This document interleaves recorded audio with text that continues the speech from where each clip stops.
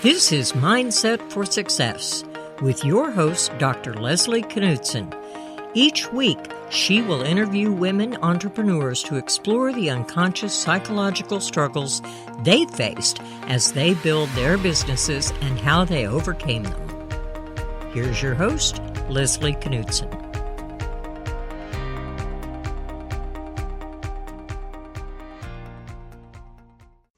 I'm so excited to introduce our next guest. Candi Dalipe is the founder of Fundamental XF, a strategic advisory and executive search firm with a mission to partner with clients to solve their most pressing business challenges around talent acquisition and leadership development. For over 2 decades, she's been working with growth stage, mid-cap private equity portfolio companies and major public companies across SAS, digital media, entertainment, sports, consumer, and emerging technology, luxury retail, and wellness sectors in the Americas and Europe. She serves as a coach, a trusted advisor, and a strategic partner to the firm's clients. Throughout her career, she's recruited diverse leadership talent across varied functional areas as her clients seek transformative executive teams to help them adapt to the obstacles they are not structured to withstand during stages of growth. She believes that diversity drives innovation and that human capital is the key to building the future of successful companies. It's a pleasure to have you, Candi. Thanks for joining me. Candi, as you know, it takes a lot to be a successful female entrepreneur. And of course, business acumen is key. But we rarely talk about the psychological challenges that women often face to achieve that success. And I refer to these as those negative and sometimes persistent thoughts that create doubt, undermine success, and can destroy self-confidence and risk-taking. Could you start by telling our listeners about how you became an entrepreneur and a little bit about the journey? Sure. I don't know if, I think life is serendipitous, right? Mm-hmm. I'm not sure if I meant to become an entrepreneur. Mm-hmm. I think it just happened naturally. So, my career began, also serendipitously. Mm-hmm. I graduated from Wharton. All my friends were going to like Goldman Sachs, McKinsey, all these top companies. And here I am, I kind of realized I don't know if any of them are for me. Part of it was because I had a great advisor when I was in college, and he just said, you're a little bit the road less traveled. You don't have to make a decision. He pretty much said, look, you're one of what I think in my class, 338 kids with a Wharton undergrad. I think you can probably decide what you want to do after summer. I said, oh, sure. And I had a plan, but while I was in Philadelphia that summer, my coach was the Olympic coach for the men's crew team, and I had helped him during setting up during the boat when he was setting up the boats for the pre-elites, and I needed something to do during the day and ended up working at a search firm as a researcher. And really what that meant was, typically in executive search, someone has a career, then they leverage that into business development and relationship building so that they can essentially build a business around either whether they were in supply chain or whether manufacturing, media and entertainment and all of that. And that's how you find either your industry specialist or you are a functional expert or something to that effect, right? I was a researcher supporting everyone across different businesses, but what that really allowed me to do was get to know different businesses. And I studied it in school. It's just that now I'm allowed to really dive into like what is a supply chain and how does it work in manufacturing? What is it, enterprise software? What is retail and what does business look like? And then this thing called digital was coming to bear, and there were really no digital executives per se doing executive search. So they're like, let's have her do it. So that's kind of the reason I give you that story is because that's the foundation of how I eventually ended up doing what I do. I ended up having to conduct a search in media and entertainment, and that had a digital component. I did my first CEO search when I was 25. And I dealt with the global chairman simply because there was no one else in the firm that really kind of could put the two together. And that led me into a company called AOL Time Warner that merged. I think I joined them around 2000, a little after the merger. They were one of the biggest media companies in the world that had a digital component, or internet at that point, called AOL. And they were building their internal executive search group. So I joined them, and I was one of two that reported to the chief talent scout. We were at that point the largest media company in the world, 80,000 employees, 8 different divisions. And I was one of the few people who really had traditional business model and then digital. And, at that point, media companies didn't distribute their content online or streaming.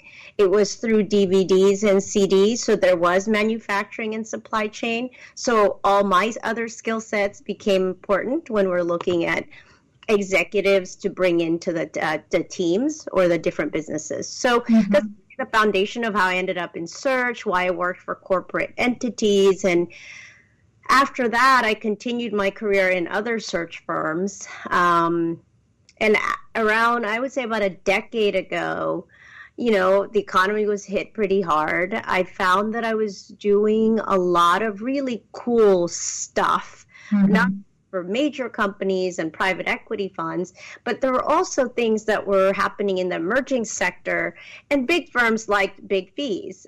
So I'm like, okay, I was encouraged to do only the big searches and to work with major clients, but there were these small companies like Netflix and Pandora and all of that were like, I don't know, they were like under 20 million or under 10 million revenue, and they were fun. But fees were not that big because startup people don't get paid much. So I said, it's really kind of cool to be able to go between all of it. So eventually I had a couple of clients and a fund who said, hey, we don't really care where you are. Why don't you just do your own thing? And so I said, hey, why do I need to be in a big firm? Maybe I should do this for a while, just see how I like it. I could go back to a big firm. And at that point, the major firms were packaging people out and all of that. And it's like, okay, I mean. So did it feel like a risk or not so much?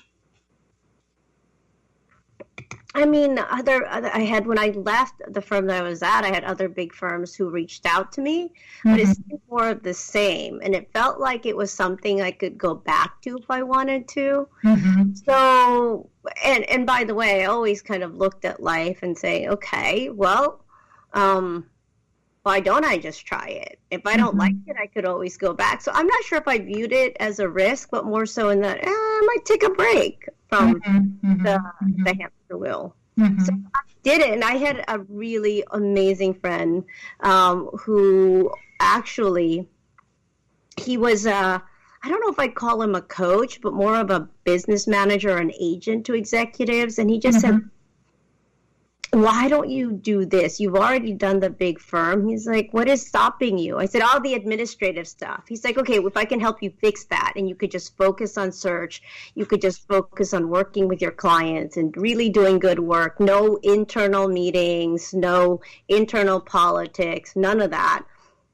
Would you do it? I said, sure. So he gave me a couple of ideas that could take care of all of that, and I ended up starting my own firm. In fact, I didn't have a name for my firm until about 2 years ago. And I still really haven't used, I remember you said, oh, I founded Fundamenta XF. And that's because a friend of mine said, you really need to give it a name. Be helpful for people to find you. For people to find you. So in fact, I rarely give out my my website because Honestly, I haven't used it that much, but I chose fundamenta because it's a Latin word for foundation, because I felt like foundation, and that XF is the X factor. So I feel like talent is really the X factor when you're building. And that's why when I say that, I believe in building the future with human capital, that's what I mean. It's the foundation of any business. You can take a B plus idea and put an A plus team, and it will be an A plus plus. That's around, right? Right. Let me ask you this. Obviously, you have this thrill of constantly learning and engaging and talking with your clients. You talk about architecting how their careers can happen and helping them build it out. I can imagine also that it can be tiring to be this constantly learning. I think you described yourself sometimes as a sponge, and that it may also cause at times loneliness. And I wonder if you ever had that experience, and what did you do about it? Definitely. So first, let me clarify. My clients in executive search tend to be the companies. Okay. And the candidates are the executives. So it's a different thing when I'm doing executive coaching and advisory. And in that case, then it's that executive. So so to answer the question around loneliness, yes. And part of it is not because I can't take a meeting and enjoy it. I've been fortunate. I've worked with a couple of funds and investors for over a decade. So I feel like I'm a part of their team. But yet, since I work remotely, because I tend to love to travel, or I'm not in their offices all the time, that part is missing. The thrill of when we used to go for a big pitch and working with the team and put that together, and brainstorming with a partner from another office is really something I miss. And when that happens, then I think you and I talked about it a while back about the finding your tribe. And so I've been fortunate in that along the way, I managed to have met executives that I've started to become their sounding board. In fact, a few of them are the reasons why that I kind of looked into serving as selectively serving as an executive coach. I guess I would even call it, I wouldn't really call it executive coach in the traditional sense, because I tend to work with them as they're in their transition, or as they're looking at how do I architect my career if I want to go here, and they're not necessarily making a move. It's more so that I'm their gut check, right? It isn't that they're trying to learn to be executives. Most of them are very competent, and they have coaches that talk to them about their leadership development. But really, much more so for me, it's more about I'm almost their business manager without being their like your friend, by the way, who was your business manager in some way. Yeah, so that's kind of, I'm their gut check. It's more like, okay, how do we architect it? I want to go this route versus this route. And so yeah, it's fun in that way, and you feel like you're a part of someone's life, but it's very different than being in a big firm. And it is, you constantly are sitting there. I think again we talked about the imposter syndrome, right? When I was at a big firm, the part of that is the brand, right? Right.